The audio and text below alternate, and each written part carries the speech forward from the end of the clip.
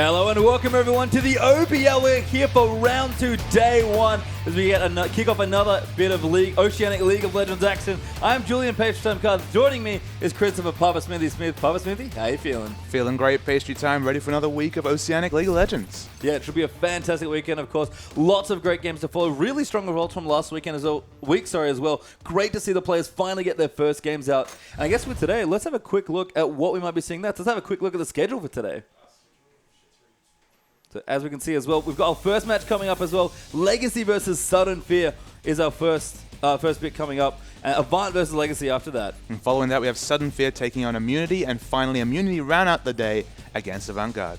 Yeah, and again, the results from last week were just so interesting. I mean, OPL has finally delivered. You wonder what the pro players would look like when they started off, and to be honest, been some ups and downs for all the teams, but some great League of Legends so far. And some of those Challenger Series teams being promoted up, stepping up to the OPL and doing well, and some of the established names actually struggling. So, I mean, you wouldn't have predicted the standings when you come into this week. Yeah, let's have a quick look at the standings as well, just to see how they all shook out. So you can see the two big dogs from the first round of play. Chiefs and Dial was the first two teams really doing a big, sitting on 2 points apiece and tied for first. Yeah, then Legacy comes in at third. We're going to see them today in action, and Team Immunity at fourth. Yep, Sudden Fear and Rich Gang also tying in there for fourth as well, and rounding out Team Fortnite and Avant-Garde. Fortunately, the big losers of the first round there as well. No win on the board yet. No win on the board, but again, we're just in week 2. There's plenty of time for them to catch up. Yeah, it'd be interesting to see how it all moves through as well. Of course, with a league like the OPL, we kind of talked about it a bit, but some of the teams not as used to everything as they look at, but some players have looked fantastic. Let's take a quick look at the MVP standings as well, and man, have we been impressed by some of the players that have already gone through. For me, it's a big one to sweep from Chiefs, still looking good, but King as well from Direwolves has played absolutely spectacularly. And speaking of Direwolves, Perfection was wonderful in that first game on that Aurelia against Nah, and M for Moon actually really stood out on his performance in the last game right there, stepping up for his team, getting their first win. One of the most unfancied teams in the league, but they got their first win on the board. Yeah, and in some ways, it's almost unexpected, some of the players that have come through. But I have to say, the teams that have looked good there, the teams in the top of the standings and towards the MVP, have just really impressed me. Absolutely. I mean, look, there's always going to be someone stepping up every game, and we're going to start seeing trends. Right now, we have a unique MVP from every game, but I'm sure we're going to see some people really step up during this long season. Yeah, and I guess what we'd love from you guys at home now is get on the Twitter if you've got it and give us your thoughts, your favorite moments, your favorite players. Use the hashtag #IamOPL and get joining in on some of that conversation. And really let us know who are your favorite players, who are your favorite teams, who are you supporting at home. And then also, if you want to review the schedule, the standings for the OPL, and all the VODs, check out oce.lollysports.com. Yeah, it's kind of great to finally have that site up and running. You guys can check out all the things if you want to know who won, if you want to just see the games that you might have missed last week, if you couldn't catch them live, or maybe you just want to watch some of those big plays again. Absolutely. It's good to have that resource. And with that, we are going to kick things off in our first game now as well. It is Legacy versus Sudden Fear, as we talked about for our first matchup here. And for me, I guess we have to take a little bit of a step back first off here. Apology there to Apaps, of course, for the tweet we had up last week. I have to retract that. But for all of, the confidence that that parody account might have put into play, I have to say, Paps, even though it was a fake tweet, he actually played almost to the tweet that was supposedly him. He had a very strong game against Swiffer. Absolutely. He's actually highlighted in the featured matchup today in the mid lane, Apaps on the Sudden Fear side against Choo Choo's from Legacy. That's actually our featured matchup. Apaps, even in that loss that Sudden Fear suffered against the top team Chiefs, looked very impressive, beating Chief Swiffer in the early laning phase. I believe it was 4-0-0 in lane, so really stepping it up there. And then the final game also looking wonderful there compared to Choo Choo's, who had a really polarizing first day. That really top, highly regarded mid laner, probably top 2 in Oceania, really struggled against the Chiefs on that supportive pick, the Lulu. But when he became a bit more proactive, when he picked up that Syndra, he was just so insanely strong against Fortnite right there with the Syndra against Orianna. Yeah, and I feel like there are a lot of things we used to characterize Choo Choo's as a player. Kind of likes to be a lane bully, very aggressive when he needs to be. Just a very confident, proactive player. Got amazing mechanics as well. But I think you kind of said it there with the polarization and picks. He just looks so much better when he's able to do more and make plays for his team. And I expect that when we come into the draft right here. That's the kind of flavor of Choo Choo's we're going to see. It's not going to be the reactive, wave-clearing Lulu. It's going to be the Syndra. It's going to be the Assassin. It's going to be something that he can really strive to give his team a big advantage in the mid-game. Yeah, and on the Pap side as well, we haven't seen as much of him, of course, but kind of a lesser-known player. Hasn't come through the ranks of maybe some of the pro tournaments last year. But as we said, had a very impressive debut debut performance up against Chief Swiffer, and to be honest, he just played that lane very well. But we are into Champ Select here for Game 1, Legacy versus Sudden Fear. Legacy on the blue side for this one, Sudden Fear over on the red. Nidalee is going to be the first ban there, so a little bit of that 5.21 flavor coming out. Yeah, just to check in with the patch as well, the new changes this week is that Tristana is enabled, that reworked Tristana. It'll be really exciting to see her on the Rift for the first time tonight, but I believe Fizz is disabled. Okay, so interesting stuff there. A bit of a mix-up, of course, but some of the similarities that you would have seen last week if you tuned into the OPL as well. So some of the stuff we are going to look for, of course, that Nidalee jungle, which isn't here. Cassidy in the second ban there as well for Sudden Fear. Not going to let that one through. No, it makes sense to deny the Cassidy. It's been so strong in that flexible position, both in the mid lane, both in the top lane.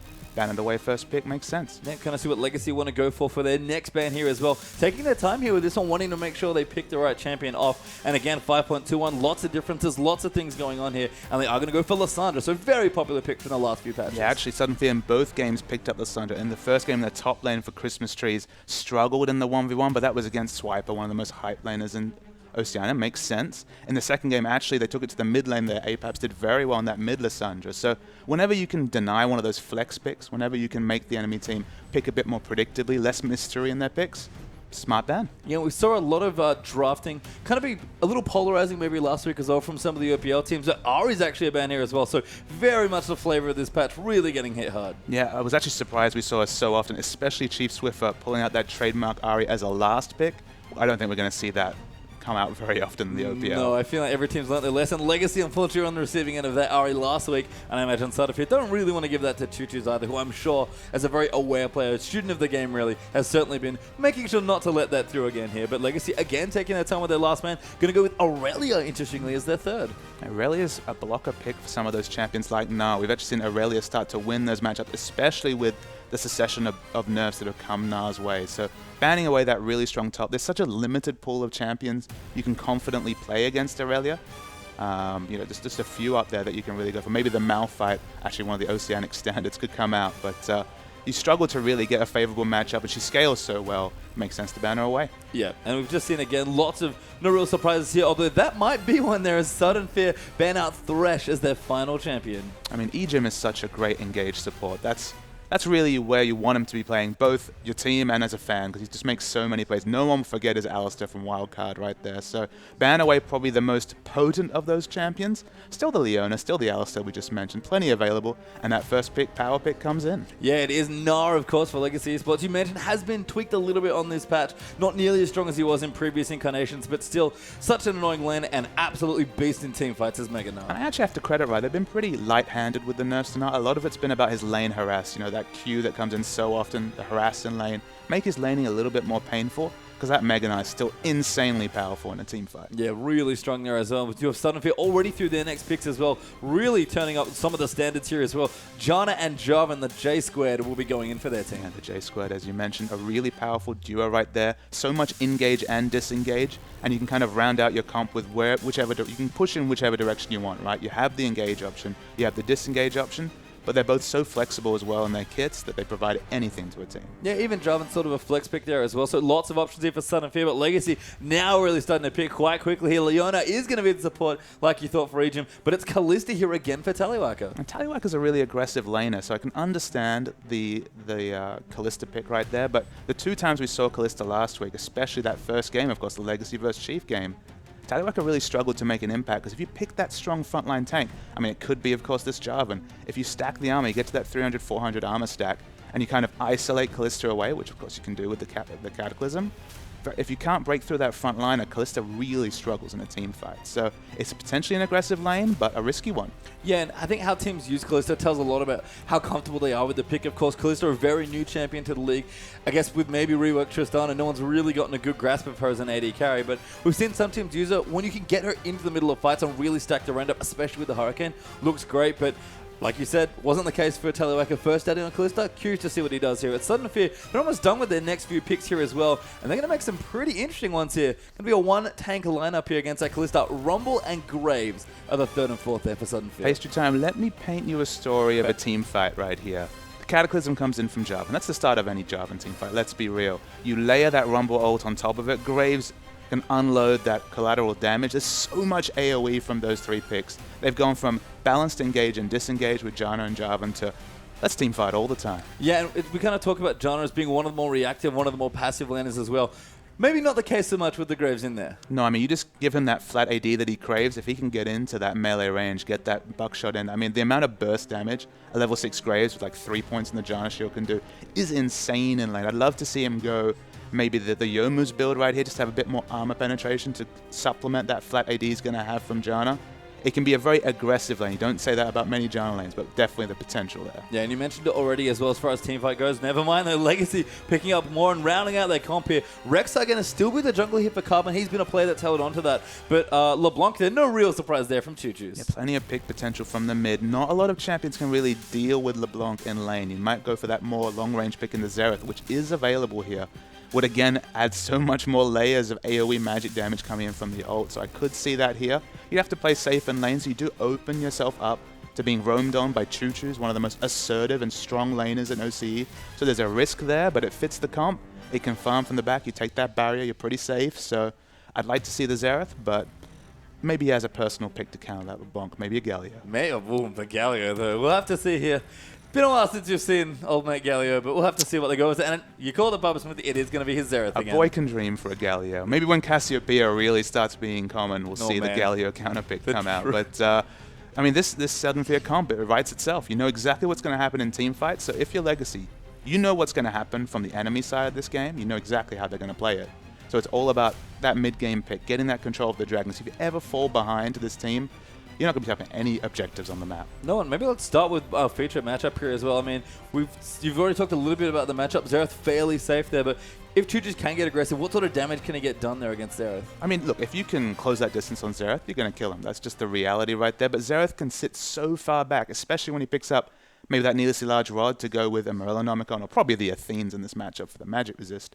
You can clear waves from so long that LeBlanc kind of has to get her roaming done to be able to be impactful in a team fight. Realistically, it's so difficult to take down Xerath because he doesn't really have any reason to get in short range there. I mean, Mimic Distortion covers a lot of the map, but you need to hit that full rotation of spells to get the kill on a heal Xerath. So you're going to struggle to really get the assassination off. But there's always that jungler. That's always the unknown right here. So if we see some really aggressive play by Carbon, anything's possible. And I think for me, Carbon, of course, a big component of his team as well, makes a lot of the calls and really directs his team, especially in the early stages. I think when trying to characterize Carbon as a jungler, we sort of realize that he's very control-oriented. He likes to set the pace of his game for his team, because if they're set at his pace and he's able to make clear calls and have the rotations all solved, his team looks very strong. And for me, Rek'Sai is an interesting pick for him. It's kind of like a combination between Jarvan and Nunu, I guess. I was actually gonna liken him to the Nunu, yeah, because he does have that control flavor. If he can ever get that neural network of tunnels down and kind of oppressively on your side of the map, maybe even push into the enemy side of the map, push that vision up. He has so much global pressure right there and can be so ever-present on the map. You know, he naturally builds cooldown reduction. That ult's on quite a short cooldown. You can be really relevant, but there is always that potential with Rek'Sai falling off if you're really held down early. So I can see the potential of the pick, but I'm always waiting to be convinced by Rek'Sai, especially after the few nerfs she's had in the recent patches. Yeah, I mean, if anyone has really held on to her, it's definitely Carbon, though. He seems to love that champion. Loved her on release, and she was very, very strong. And it's nice to see him sort of bring that through. And that's maybe a bit of Carbon's thing as well. He was once upon a time known as maybe the best Elise player in the region. Taking a little bit of, she's still nerfed, but I still want to play this jungler. And let's say that he's going to look to pressure that mid lane, because, of course, APAP's so impressive on Xerath, even in a loss against Chiefs, was doing very capably in lane. The danger there is if you overcommit against a Jarvan Xerath, if they can get that lockdown down, you can die there. So they have to be very measured with a LeBlanc-Rek'Sai combination, which, of course, is so great going forward, but defensively, they don't offer so much. When it's a team fight, they're going to be eating Xerath poke. I think it's one of the things when we talk about control in League of Legends as well. When you're trying to use your pick champions, and I guess LeBlanc will classify here, you want to get your aggressive war downs. I know you love talking about getting deep vision in the enemy jungle. Rek'Sai does enable a bit of that, but how are the other lanes doing for Legacy in terms of being able to push out and actually get some early control on those lanes? I mean, look, they've got the Narvis Rumble matchup. If we do see a 1v1 there, traditionally, we see Nar push up very aggressively, be able to put Rumble under his turret right there, so that might open up some space for Rek'Sai to go and put the wards down. But kind of the worry I see is that Rek'Sai doesn't really naturally itemize a sidestone. Obviously, you can always pick up a sidestone, gives you a bit of cost-effective health, you get those wards down. But Rek'Sai's a lot about dueling, so if she picks up that sidestone, you're going to be a bit behind in terms of damage stats. Maybe you won't be able to duel the warrior enchant Jarvan coming out, and maybe you'll struggle there. So she kind of has an identity crisis. That's why, I mean, Nunu and Jarvan are about exactly the opposite type of jungler, right? So if you're trying to split the difference there, something's got to give one way or the other. If she really focuses on the control items there, the Rek'Sai, then maybe that will be enough to get those mid-game objectives. But if she falls behind early game with a Sidestone, we'll never be able to outduel the Xerath and Jarvan combo. Yeah, and I think Pink Burmy's been quite impressive to me, especially on Jarvan, and seems to be one of his pet champions, Rengar, as well. So curious to see how that jungle matchup goes, like you envision. But maybe moving down to the bottom lane just a bit before we get into the game. We didn't quite mention it yet, and of course we'll bring it up throughout the evening as well. But Legacy have had a recent change. If you guys have been following this team last year, you know, you'll recognize all these names. They'll be quite familiar to you. But there's been a bit of a swap in roles there as well. Of course, Cardred and Tallywacker have swapped. So Cardra's moved up into the top lane and Tally's come down bottom. I really want your thoughts on this dual lane matchup, Papa Smithy, because Graves Janna seems very good into Kalista to me. Well, I mean, look, Tally's brought that aggressive carry top flavor to the AD carry role. I mean, so far we've seen Kalista, fairly short range carry, especially hopping around, potentially getting in less than the 550 range, and Graves, of course, a very short range carry, but focusing on the burst damage right there. So he's definitely brought that flavor right there, but you have to be so careful with your positioning as Kalista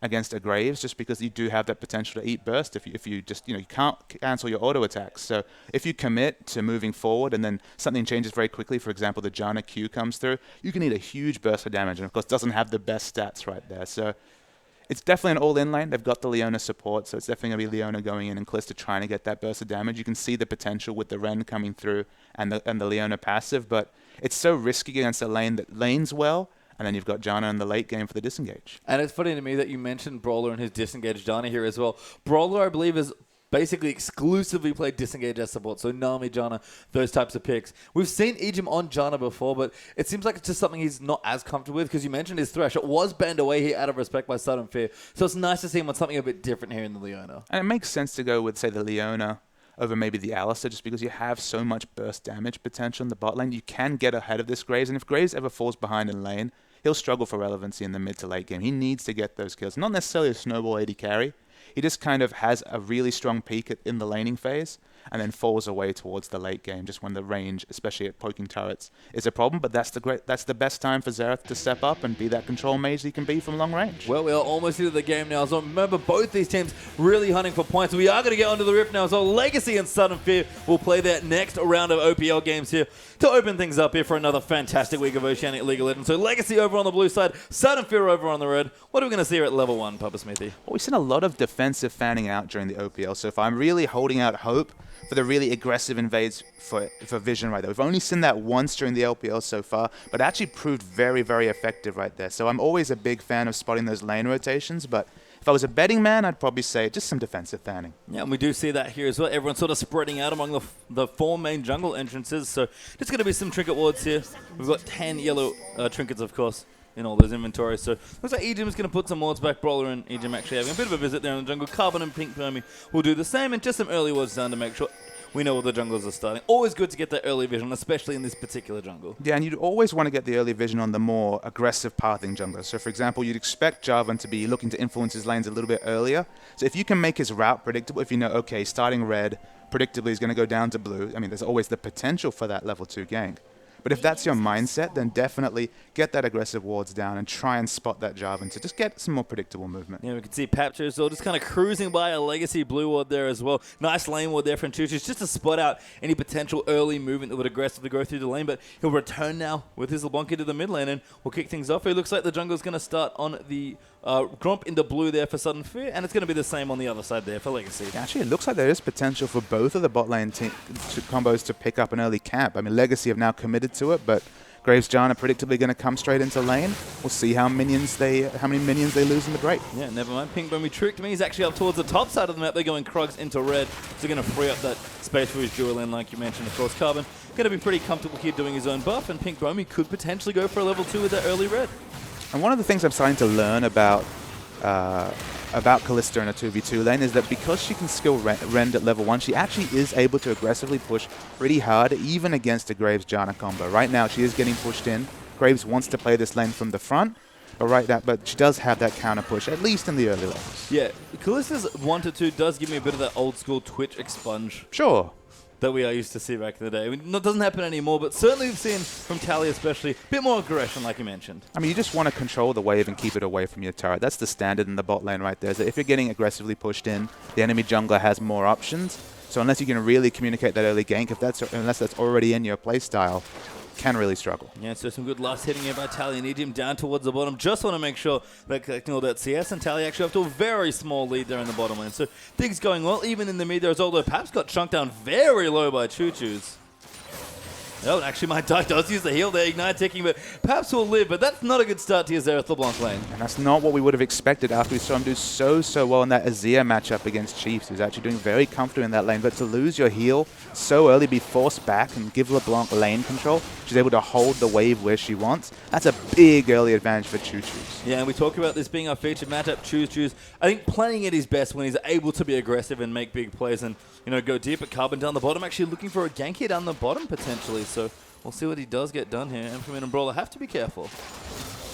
Oh, the in-play does go wide. The knockout will come through. Q will defensively come in onto Tally. So a bit of damage there, but just a bit of poke back and forth. Carbon, just a bit of pressure, but no Summoner's burnt by Sudden Fear. When the engage failed from Leona right there, when she didn't hit her either, we're going to always have a good damage trade, but of course not quite the all-in they might have been looking for. Ejim again going to fish with that Zenith play, but Tally going to, you know, kind of keep an aggressive posture here in the lane, maybe threaten Carbon back down towards the lane. Again, and Sudden Fear going to play passively while they wait for the jungler. See where he ends up next. And you have to feel like Ejim's played his hand a little bit here with the Ignite pickup. You know, we know that he's looking for that aggressive all-in. It was actually Crepo back in the day that loved the level 2 all-in with Ignite, right? There's so much burst damage and mixed damage coming out from the Leona. Yeah, but Emphamoon playing this calm here on the Graves, getting us CS back out onto turret as well. Things will even up there in the bottom. And looks like towards the top, Cardred has gotten aggressive quite early on here, now transforming into Mega Knight, I think for the first time, possibly the second in the top, and does have a small lead here against Rumble.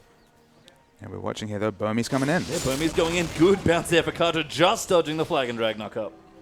Yeah, so 2 unsuccessful ganks so far, 1 from each jungler right here. If it is an early passive laning phase, you'd have to say it favors Rek'Sai just because she can AoE down her camps and really scale up to 6 when she's ever present on the map. But Jarvan's keeping it even in CS so far, of course. He's gone and poked his head out. He's a couple behind, but he'll catch up. And I think some of that early game mentality for the jungle sort of reflected in the items here as well. We've already had the Trailblazer picked up by Carbon, but Bomy's going to opt for the Chilling Smite and a bit more CC. And we can see from the flashing health, some very low members down bot. We can see him going in top. Trouble, a good knockout there coming through in the mid. Choo-Choo's going to look to chase him, but no more damage left. Paps, though, or Summoner's Bone. The next time Choo-Choo's does that, that's a dead Xerath. Absolutely. I mean, the first time was that solo blowing of the heal. Now losing the flash as well. Potentially has to go out of lane if he doesn't have enough potions right here. Paps is actually getting heavily pressured by Legacy. Yeah, and you know, he is keeping up in CS, which is nice, but if he keeps leaving that lane, like you mentioned, things could go bad very quickly. Now, Emphamoon down the bottom as well. Been maybe the result of a bit of an all-in, although all summoners up for both of the duo lanes here. So just some aggression here for Legacy, getting the max value out of the early Leona Kalista. Yeah, just really trading very well on the bottom lane. That time the Zenith Blade did hit, so there was the really big burst of damage. Not enough to take it down, didn't even go for the kill secure with the Ignite.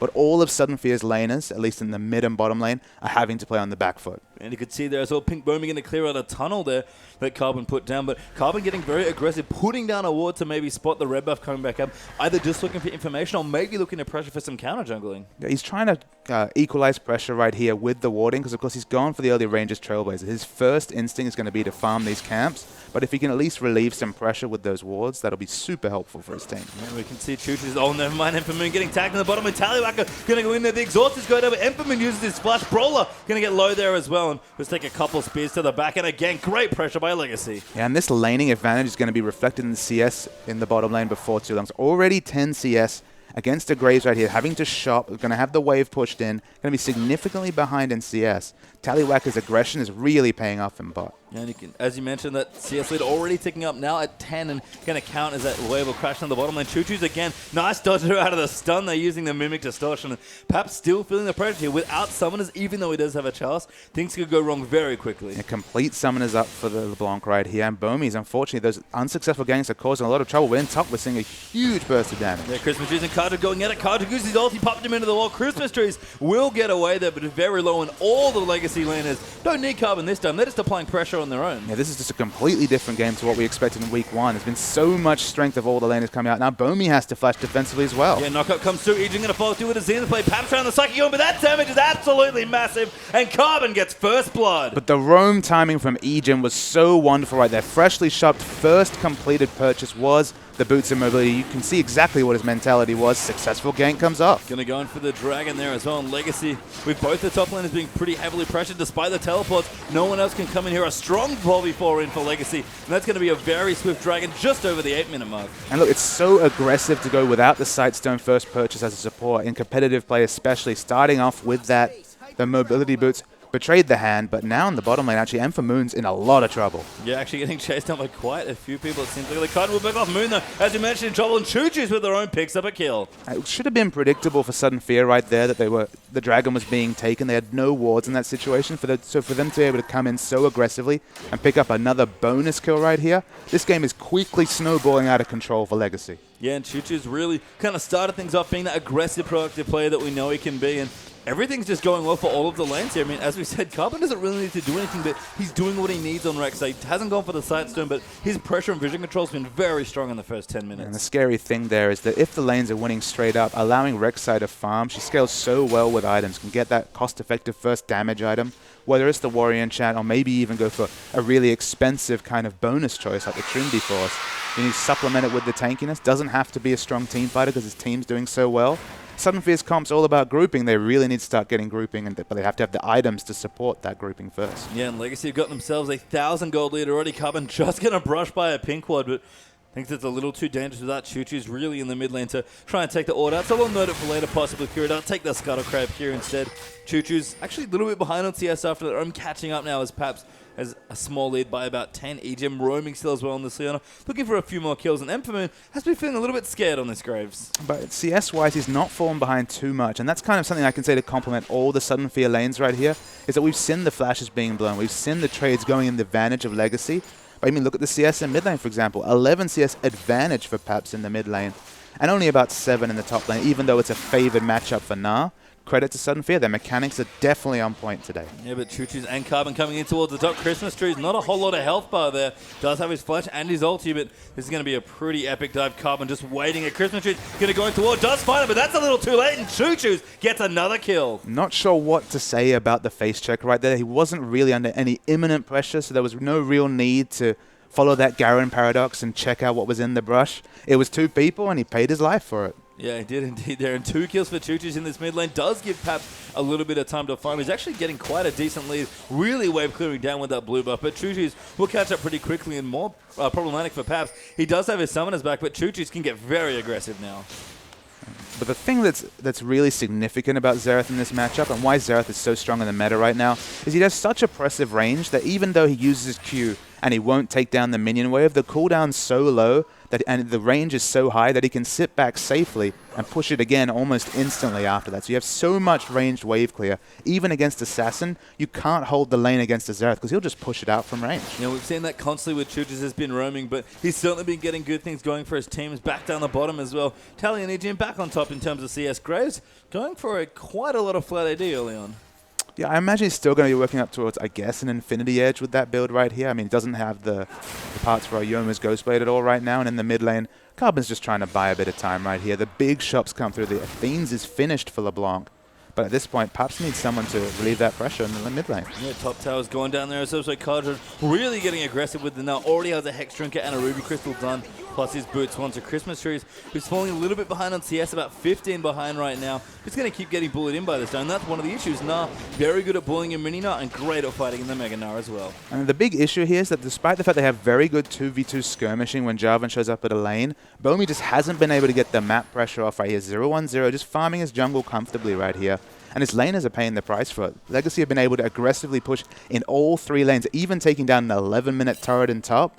And unfortunately, Bomi's been nowhere to be found. And I think you just saw Choo-Choo's there on your screen. A lot of the aggressive deep warding that Legacy have been able to do with all of their lanes being aggressive has really kind of stifled Bomi's early jungle attempts. He's just got the completed warrior right here. And kind of the worry is that if Choo-Choo's catches him in a rotation in his own jungle, he'll die instantly to that LeBlanc burst. Yeah, I like that Bomi has gone for the skirmishes saber again, though. So much more aggressive. That applies the debuff, I believe, that does true damage on hit.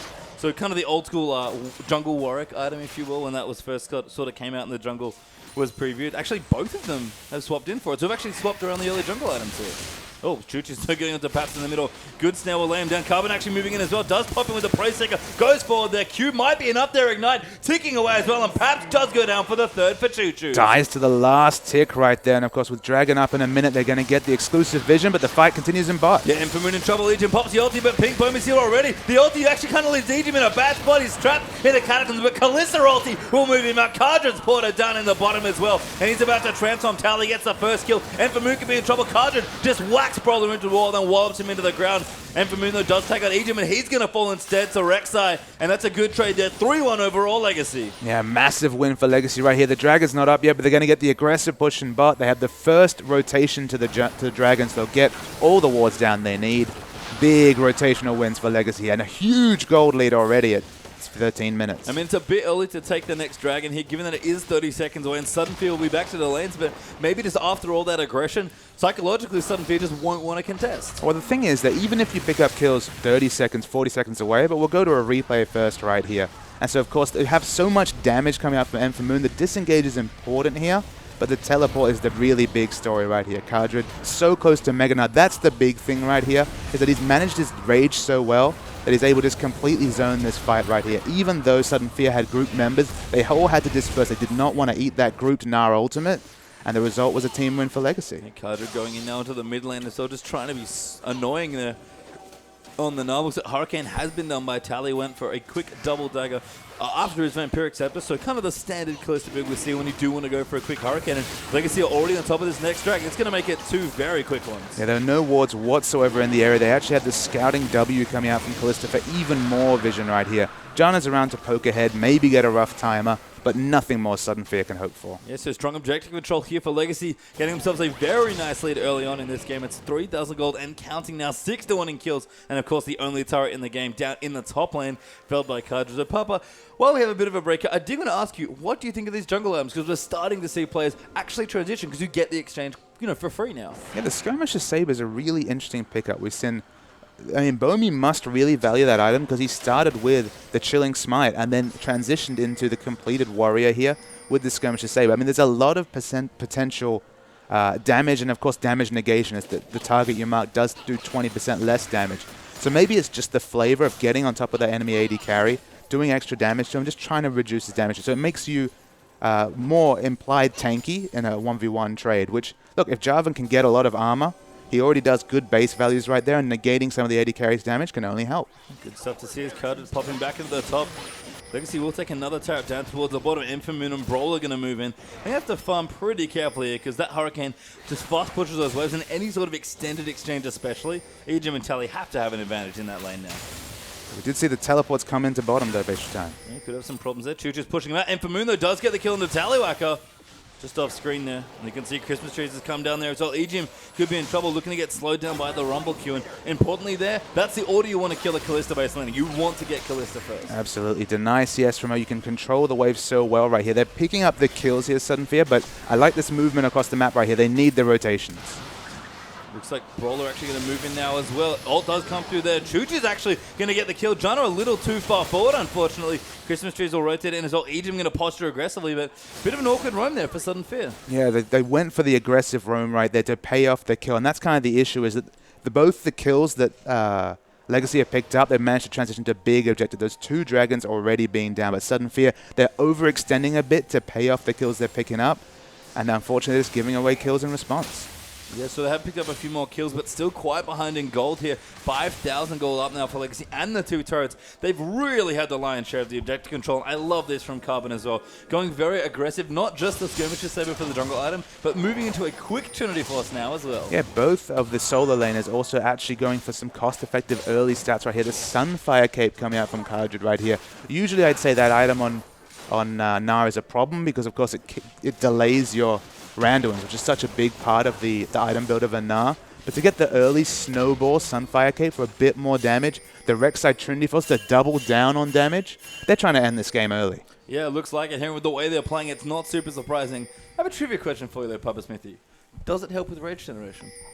Does it help with rage generation? I have to think that's auto and ability based, but I don't have a 100% answer on that one. I'm going to say no. Okay, well, I'm not sure. Maybe we'll find out in the break. We do have a quick pause, of course, so she'll be back into the game shortly. But that's a fun one. I mean, it's kind of very narrow in its application, but might make a little more sense. We sometimes see the item on now. And it's one of those things where even across the top of competitive play, it is a pretty common pickup. So that'd be an interesting synergy right there, but I don't hold the answer to that one. We'll see if someone has learned something today.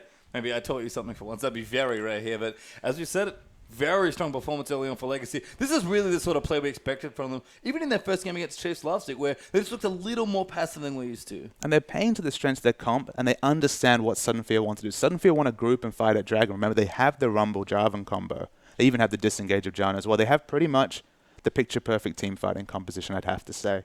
And they just haven't had a chance to do it because it's been those picks. We said, all right, they've got that the LeBlanc in the mid lane. His power is going to be able to try and push out the lanes, and if not, just get out there and get snowball some objectives. And they managed to pick up the aggressive picks.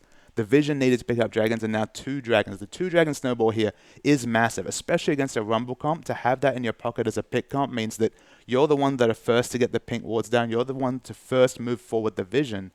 They're setting themselves up for a victory here, Legacy, but it's still difficult. One time, when we finally see those AoE ultimates laid down perfectly, it's going to be massive for Sudden Fear. Yeah, and Sudden Fear, as you mentioned, just haven't quite been able to put together. Paps as well, certainly struggling a bit here against Choo-Choo's 4-0-2 early on for that LeBlanc, which is pretty insane as far as early scores going. You know, you mentioned it's a lot about Xerath respecting LeBlanc's range and LeBlanc trying to get in there. And Choo-Choo's right now, not just being able to get in and do a lot of damage early on, but he's been roaming very effectively as well. Both the mid lane and top lane have been playing super, super aggressively. Like we saw Choo-Choo's blowing that heal at level 2. Then, of course, the successful gank came through. They've been really trying to put it to these solo laners. I mean, Na took the turret in top lane about 12 minutes into the game. So they've been pushing very aggressive, and they haven't been punished by the Jarvan. So much skirmish potential, so much great ganking potential coming out of a Jarvan, but Bombi's kind of been an onlooker, and we've actually seen more pressure coming out of Carbon on that Rek'Sai. I mean, you mentioned the vision control, though, for Legacy. Is that mainly just an attribution to, you know, Legacy having strong control and being able to play aggressively because they have that vision? I'd say that they had a proactive plan this game to get picks, which makes sense with the champions they've chosen. But you know, when we see the flavor of warding they've been putting down, when LeBlanc is aggressively warding the Jarvan's red buff, you know, going into the enemy jungle without a care in the world and being able to put down a ward with the red buff, it kind of tells you the flavor of this game so far. They're looking to this Jarvan as free kills rather than a really strong force. Yeah, well, Sudden Fear are grouping up, going to get their first objective of the game here as they will take out the mid turret for themselves. So a nice little rotation will give them a bit of an edge here as they kind of move to close that gold lead that Legacy have built up early on here in this one. It's not all bad news as well. Amphetamine has picked up his first item here with the Infinity Edge, so going to start to really dish out that DPS, and I assume he's moving into a Yomis with the double longsword for a Brutalizer. We see this Sudden Fear team walking over a blue ward so aggressively positioned right here, just outside their blue buff. And that's kind of the flavor of the vision. It's all aggressive vision coming in for Legacy.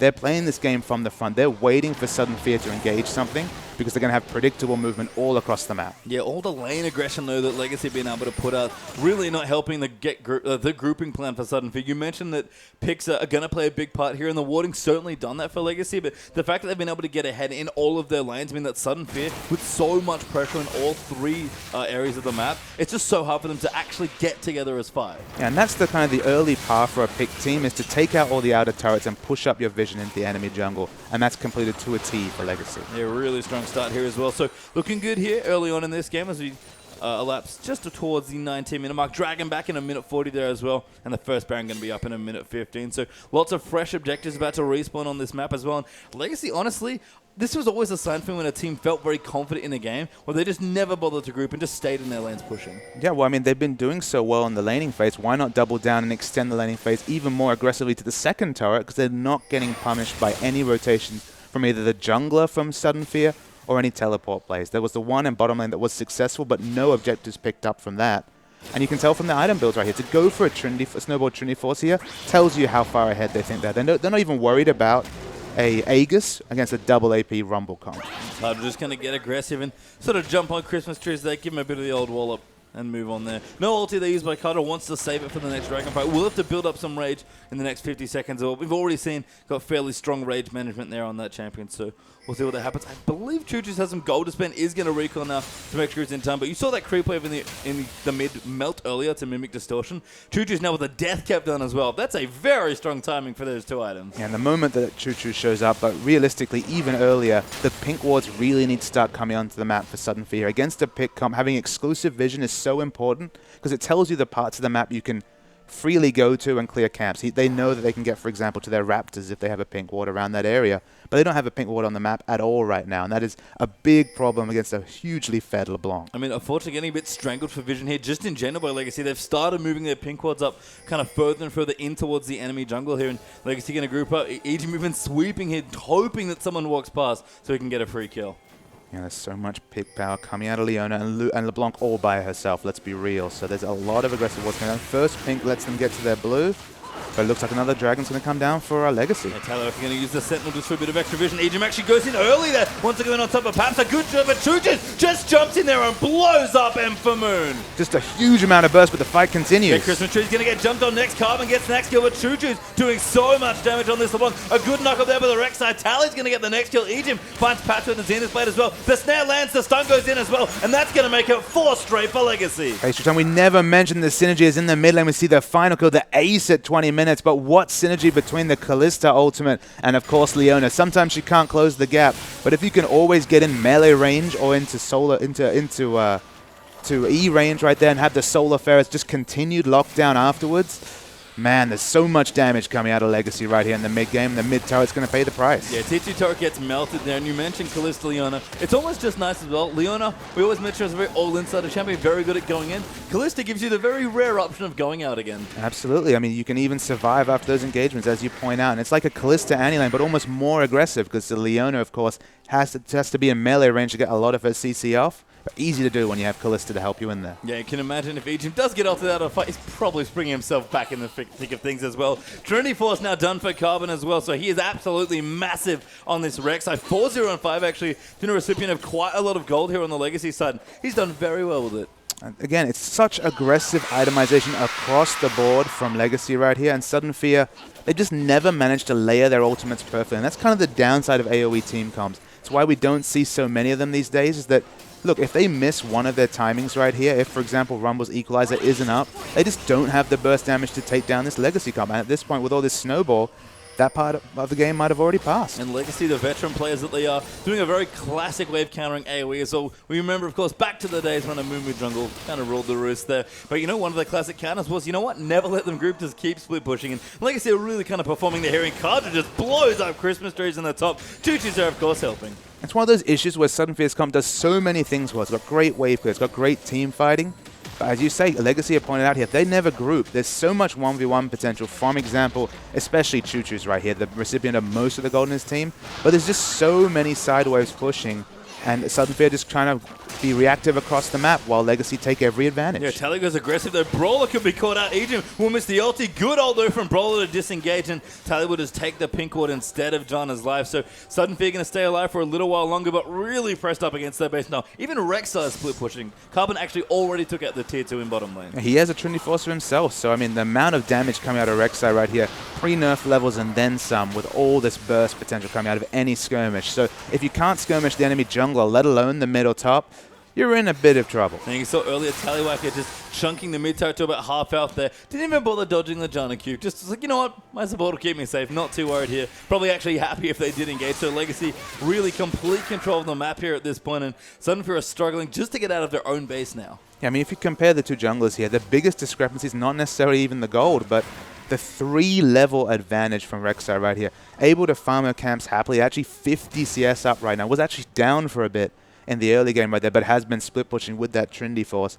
And the gold, I'm sure, will tell a tale as well. 4,000 gold as well. So you get all those implied gold stats with the level up, and then to double down and have 4,000 gold on top as well. They're just night and day between these two junglers. Yeah, just the differences in general between these teams were really apparent. Now 13,000 gold or so is the lead, as Legacy have just catapulted themselves to a massively. They kick off another OPL week for them, so they'll be happy things started off this way. I think they would have kind of loved a lead like this against the Chiefs. And look at these pink wards here from Legacy Page Time. They're so aggressive. There's 3 pink wards ahead of the Baron. All 5 pink wards down right here. And Bomi face checks and dies instantly. Yeah, can't catch that one there. Choo-Choo's just eats the jungler there, and that might prompt the Baron for Legacy, with Dragon coming back in 2 minutes as well. In fact, it has Tallywhacker has already started it with the help of Carbon. The Baron secure coming out of Tallywhacker's Callisto. We've talked about it many times right here, but just completely eats neutral objectives. At about 2,500 health, they'll be able to secure this objective, and at least Sudden Fear understand the situation. Watch the Baron healthy. Oh, ulti going to come in there. Tallywhacker's still chugging Spears into it. Getting away for the ulti for Xerath to come through. Oh, has to be careful. But Carbon does get it. They're good attempt at Christmas Trees. Could be in trouble. Does not into the Leona ulti. But Choo-Choo's just looking. Egypt on top. Christmas Tree's still alive just for now. The E just missing there. And Christmas Trees will walk through the base gates back to safety. Does survive right here, but the Baron buff's on him. The split push continues. Rek'Sai going to the bottom. Yeah, Carbon, I think, wanting to maybe go in for the Dragon there as well, though it's not up yet. Never mind. Has to wait a minute for that plane. You mentioned the aggressive boarding. Even the Rek'Sai tunnels are getting very far up some of these lanes. And now, even if they get the exact correct combination of AoE, CC, and magic damage, it just won't be enough with all the base stats and all the gold down here. 15,000 gold at 25 minutes. There's only been one team in this game so far. Yeah, and it's definitely been all Legacy here, looking so strong here in this game. The Baron up Creek going to help out immensely. Pink Bomi goes a little too far. Cartridge just jumps on top of his head, and Tallywhacker gets the first kill. Choo-Choo's looking for blood potentially there as well. That tower's dead. And every single member of Legacy is going to look to pad their stats here. Yeah, the flash there from Egypt just missing, but Choo-Choo jumps in there, gets ulted back actually, but goes back to a distortion. Very well played there, but a nice ult from Brawler. Yeah, they're going to take the mid inhib right here, and they're not done. No, Cartridge going to look aggressive. Not even Megan are up yet, but Carbon rotating in to shove the mini wave into the bottom. Will take it out. Now Choo-Choo's over the top looking for Christmas Trees. Will whiff the E there, and they're going to take it a second and hit the Legacy total control of this game. Yeah, this is the Legacy that we expect. This is the Legacy that represented Oceania at the Wildcards last year. Playing from in front, Sudden Fear, we were so impressed with them last week right here. But Legacy are turning on the style. Yeah, and Sudden Fear just couldn't quite turn this comp on. Still have a bit of a chance here, but it's a far cry here in this particular game. That gold lead is unbelievable. And it's going to be one of those games where they're going to be pretty happy with their draft right here. It's not a poor draft. You know, Immunity really struggled with their draft in Game 1 last week. And just could never make back the disadvantage they kind of dug for themselves. But there's a very good team fighting comp right here. It's just been completely undone by pick comp play. Pretty scary that those 2 inhibitors that they took as well, that was without the 4th dragon, which they now have as well. I think Carbon sort of waddled off there and decided to take it for himself. Maybe it was Tally on the Callisto. It doesn't really matter at this point. Legacy just have so much control of this map. But Choo-Choo's even getting aggressive on the moon. Oh, finds a creep instead. Yeah, it's one of those situations where usually we talk about the timer that the 5th dragon puts on a game, but I'd be very surprised to see this game go another 6 minutes. I mean, for me, Papa, just to think about the dragon control that Legacy have had, with the way that they play this game, pushing so aggressively and really rotating effectively around that to get deep vision, for me it was all about the 3rd dragon that they got. Yeah, it was the 3rd dragon. Of course, it helps your rotation so much having that extra 5% move speed, but to be honest, they had the stranglehold on vision before that point, and to me the main factor is Choo-Choo's, just to be able to actually harass a Paps out of his heal at level 2, then the smart gank came in from Carbon at level 3. It's been so far on the back foot right here. For Xerath to lose 2 turrets. Oh my god, that was sick there by Choo-Choo's. Does the old school Reginald LeBlanc. They pops into the base, kills you, and then pops right back to the Mimic. You probably heard me talking about him. Had to just live it up with some more excellent play right here. 707 is Choo-Choo's. Oh, Christmas trees. You're in trouble there. Choo-Choo's going in. Does pop the Zonisaur Rumble, but likely not enough. Paps gets stunned there by Egypt, who's going right into the backline as well. Now Pink Bomi forced to flash out. Paps very low. Will go down to the Leona support. Now Moon almost going to go down there as well. And Legacy completely broken Sudden Fear's base. Yeah, the base is in tatters right there. Was a wonderful move coming out from the Leona Solar Flare right there. Hitting perfectly, and this game, it's done. It's well and truly done. The teleport for Carter just for a little bit of style towards the end.